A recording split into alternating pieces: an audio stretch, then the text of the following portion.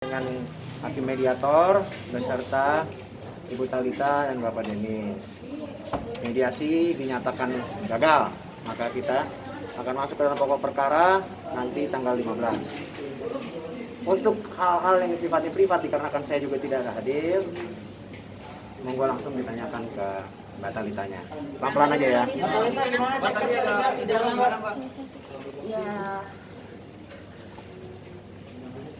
Yang pasti saya lega karena akhirnya dari segi hukum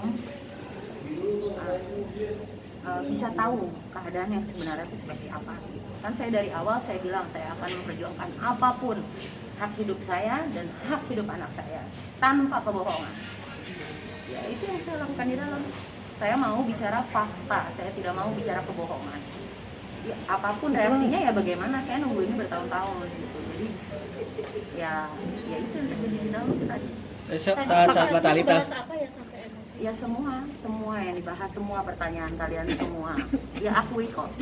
Jadi gini, terakhir kan kami juga masuk, akhirnya kami ketemu hakim mediatornya.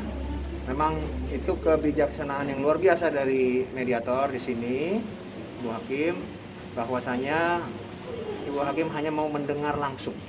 Jadi tanpa ada kami, biar Ibu Hakim bisa tahu bagaimana Ibu Hakim bisa menilai sendiri dan mempertimbangkannya sendiri. Nah, bagi kami itu, kalau ada pun kami di sana, ketika misalkan klien saya emosi dan lain sebagainya, ataupun dari pihak lawan juga emosi, pasti kan ada yang memotong dan lain-lainnya. Nah, ini nggak pure, benar-benar kebijaksanaan dari hakim mediator untuk mau bertemu hanya dengan Talita dan Denis. Dan disitulah akhirnya diputuskan bahwa mediasi gagal.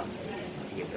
Talita saat Maaf kan tadi sempat bahas juga dengan Mas Denis bahwa Mas Denis memang sudah lama tidak tinggal di rumah dan tinggal di apartemen. Sebenarnya dia tidak tinggal di rumah. Tempat-tempat dia tinggal itu saya tahu.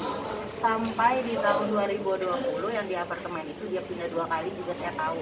Setelah selesai dari 2 unit itu dia di apartemen yang mana, saya tahu juga gitu. Tapi kan saya tahu ada batasan-batasan yang bisa kita bicarakan, ada yang tidak. Ya saya bilang semuanya tergantung dia. Gitu. Ketika dia berbicara kebenaran, ya saya juga pasti oke, berarti gentle nih orang. Tapi kalau nggak gentle, dia bohong, ya saya harus buka dong. Saya harus kasih tahu dong segala-galanya yang saya tahu, yang kita tahu, gitu. Jadi ya saya udah gimana ya Mbak, gitu. Saya tahan ini tuh.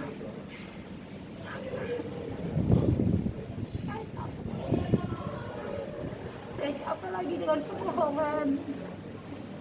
Saya capek kalau dia masih beralasan. Saya capek. Nggak ada di dunia ini wanita yang mau ada di posisi saya, itu nggak akan ada. Tuh. Jadi saya sekian lama orang tahu saya ceria. Saya tutup dalam-dalam semuanya. Masa sampai di ujung juga dia masih mau berkelit? Dia dari banyak tapi, wih.